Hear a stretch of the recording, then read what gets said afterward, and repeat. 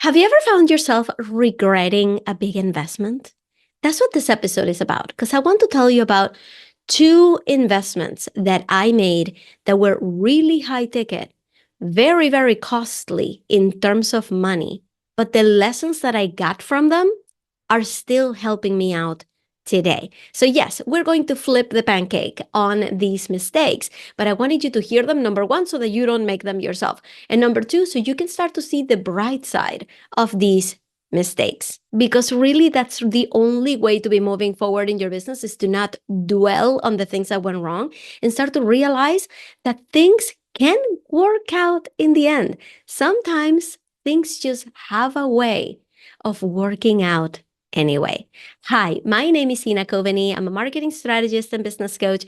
This is the Superhumans podcast where I interview the most successful people that I know so that I can give you the ideas and the lessons so that you can also become a superhuman. And today is a solo episode. It's just me where I get to share with you something that I have learned so that you can learn it too and not stumble on the same roadblocks that I have. And today is like a huge PSA. I made mistakes in investing. In fact, one of them was about 4 years ago, and the other one was this year. This year, I am still making investing mistakes right now. And I need to tell you about them. I need to share this with somebody in case it helps.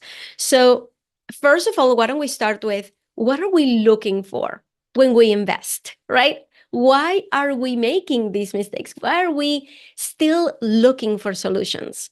And I'm going to tell you, for me right now, and I've seen this happen over and over again with clients, is that we are looking for that holy grail. We're looking for that one solution that is really going to completely unlock success in our business. And we tell ourselves, that's got to be it. They have great testimonials. People have been doing a great job with them. You guys, stop right there. Just remember that for everything you're signing up for, they just have good marketing. You just got to know that right now. Nobody's going to go out there and talk about their program saying, well, some people don't succeed. Here are the stories of the people who tried this and it wasn't for them. You're never going to hear that. You're only going to hear, hey, it worked for this one person, or it worked for these 10 people, or it worked for these 100 people, right? Depending on the volume that you're dealing with. You are only going to be fed their good testimonials. I'm telling you that right now because that's what we do as marketers, right? We want to show that it is possible to succeed with our programs. Is it possible that some people never even open that program? Yes.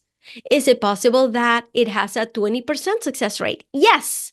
But that's not something you're going to look at. That's not something you're going to be fed. That's not information you're going to be privy to. So you just got to know for anything you sign up for, you're only looking at when it actually worked. Now, that's not going to stop you from investing. The fact that I just said that it's not going to stop you from investing because things sometimes just look really good and it sounds like exactly what you need and you want to buy it and see what happens. I have been there. I have done that. So I have invested in things that have been a slam dunk, that have been so grateful that I did. But I've had some regrets. And I have two in particular that come to mind. And I totally could have avoided it. But in one case, I was not strong enough to avoid it. And in the other case, I didn't know that I didn't really need that thing. So let's start with number one. There's only two, okay? Start with number one. I have been of the mind that if I am not saying yes to opportunities that come to my door, then I am leaving money on the table. Then I am not being courageous enough. Then I am not taking my business seriously because I'm saying no to opportunities. So I've always said yes. I say yes to everything. And I worked with a coach for 2 years and she was wonderful. She helped me through some really hard stuff. She helped me really unlock next level after next level. After 2 years of working with this coach, or a year and a half of working with this coach, I felt like I needed to stop working with her and focus on the things that I had already learned, on the plans that I already had. I mean, I already mentalized myself, okay, I got what I needed out of this engagement and I need to move on. So I had a conversation with her because our deal was coming up for renewal and she was going to raise her prices. So we had a conversation. I told her, I think I am all set. So thank you so much for everything, but I think this is our last meeting. And she said, wait, don't you have a launch in a couple months? I'm like, yeah. And she said, and you don't feel like you're gonna need support with that, because I can really help you make sure that you open up to it, that you do all the right things. Like, I can continue to support you with it. Don't you think you need it? And you guys, I was not prepared for her to object. I wasn't prepared for her to object to me closing out the engagement. And immediately that thought in my mind kicked in. Oh my goodness, if I say no to working with her, then it's going to sound like I'm not serious about my business. It's going to make me sound like one of those people that we've all gotten on sales calls with, who are like, no, I'm all set, I don't need you. And we think in the back of our minds, yeah, but you do, and you just don't want to fork up the money, right? Like, we have had those thoughts. We were like, you're kind of doing yourself a disservice by not working with me. We've all thought that. And I thought that about myself. I thought, if I say no, I'm one of those people that is not saying yes to help, that is going to totally fail because I didn't ask for help. So what did I do? I didn't stand my ground. And I said, okay. That was an $18,000 investment for 6 months, which I did not make back. It was not her fault. It's not my fault. That's just the way it works. Coaching does not guarantee results. But I did not make my money back for whatever reason. I am not putting that on anybody. But at the end of those 6 months,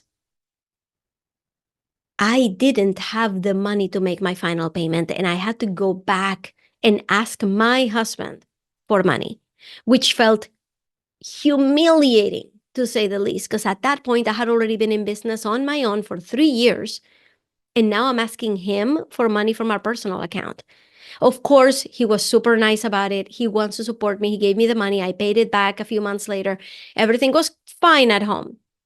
But that really opened my eyes to how I'm making decisions, because I didn't want to sign up, but I did it anyway. Is that her fault? No.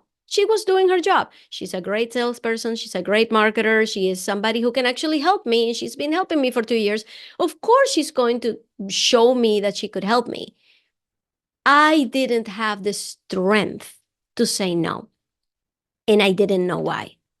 And from that point on, I decided that the only way that I'm investing is if I already think I need something before that offer comes to me.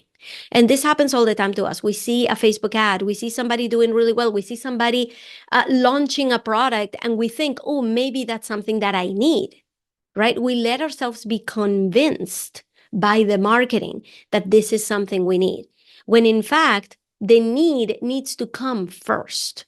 We have to decide that, hey, I actually need some help on social media before we go and react to an ad that tells us, hey, you need help with social media. We need to make that decision first. And that's how I make my decisions from now on. I'm like, I am not going to say yes to this unless I had already planned on investing in something like this. You see what I mean? The need has to come before the offer.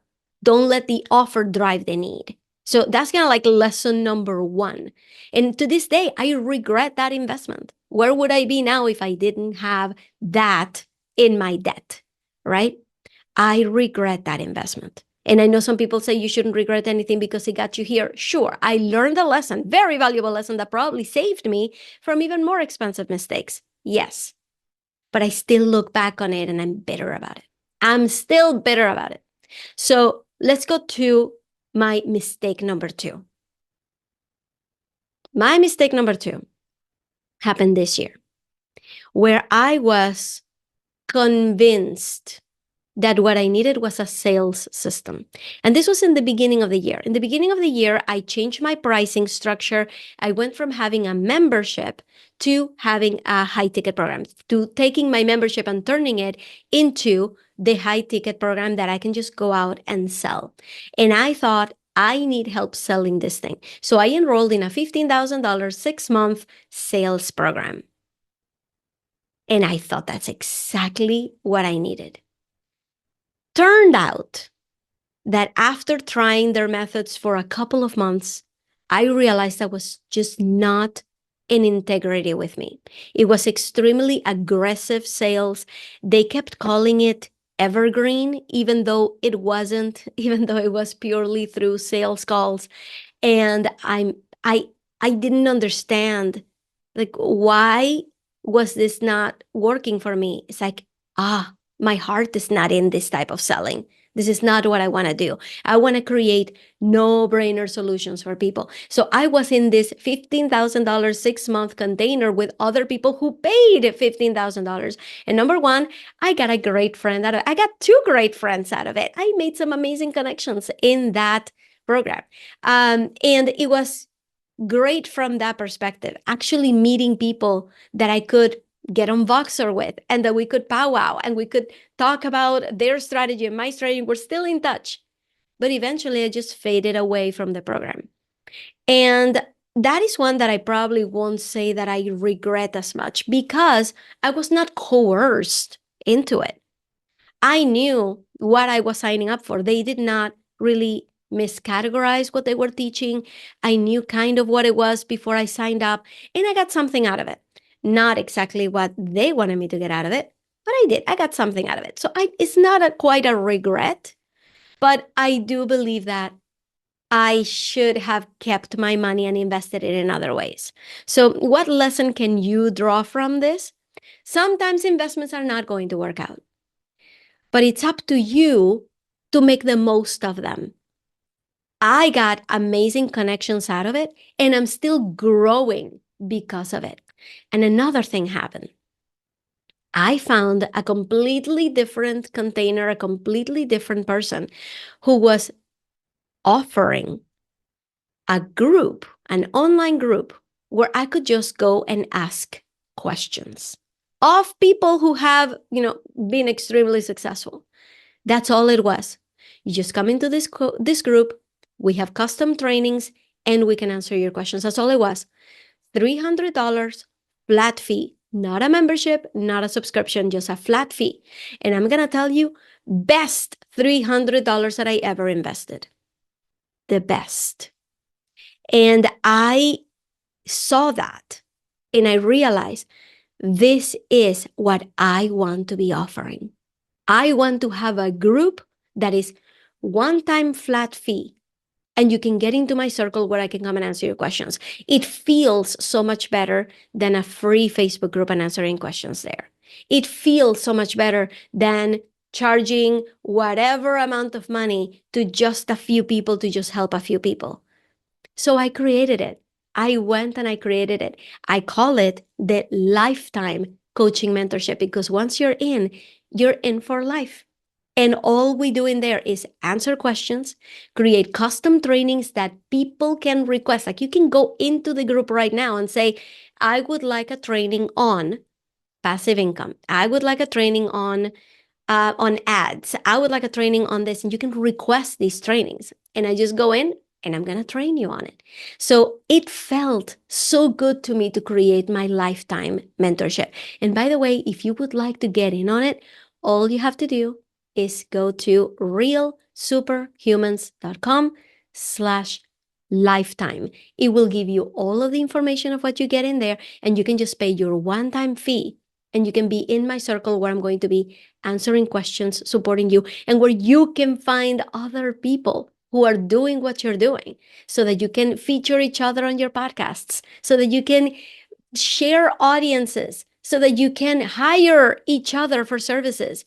This is my VIP community, and it's called Lifetime. So go to realsuperhumans.com/lifetime.